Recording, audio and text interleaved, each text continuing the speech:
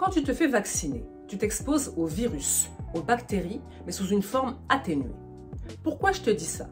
Je te dis ça parce que si tu veux augmenter ta confiance en toi et ton estime de soi, il va falloir que tu t'exposes à ce qui te fait peur, que tu te confrontes à ce que tu redoutes, à ce que tu trouves inconfortable, mais de façon graduelle. Par exemple, si tu as peur d'aller vers les autres, que tu as peur d'être rejeté, il va falloir que tu t'entraînes à aborder chaque jour une personne inconnue. Invente quelque chose. Par exemple, oui, bonjour, excusez-moi, vous savez s'il y a une boulangerie dans le coin? Si tu persistes dans une attitude de fuite ou d'évitement, tu ne peux pas évoluer, tu ne peux pas progresser.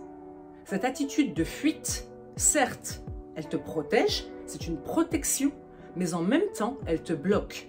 Elle t'empêche de voir ce qu'il y a plus loin. Elle t'empêche de faire des rencontres. Elle t'empêche de saisir des opportunités.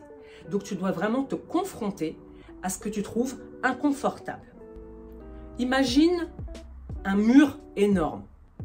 D'un côté, ce mur, il te protège de l'extérieur.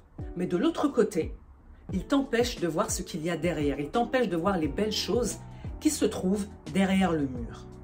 Ce qu'il faut savoir par rapport à la fuite et à l'évitement, c'est que plus tu fuis une situation, plus ton estime de soi diminue. C'est un cercle vicieux. Quand tu as une estime de soi faible, tu évites d'aller vers les autres. Mais plus tu vas éviter d'aller vers les autres, plus ton estime de soi va diminuer. Parce que finalement, tu stagnes, tu ne progresses pas. Tu restes dans ta zone de confort.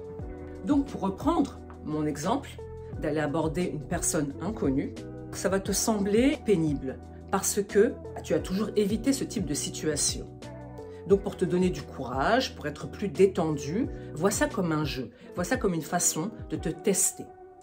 En répétant cet exercice, tu vas te sentir de plus en plus à l'aise pour aller vers les autres et tu vas te rendre compte que tu surestimais les risques, que tes craintes étaient disproportionnées. Donc c'est pour ça que c'est important de passer à l'action. Quand tu passes à l'action, tu as forcément un retour, tu as un feedback. Ça te permet de voir si ce que tu crois est la réalité ou pas. Et si ce que tu crois n'est pas la réalité, à ce moment-là, tu peux réajuster tes pensées et tes comportements.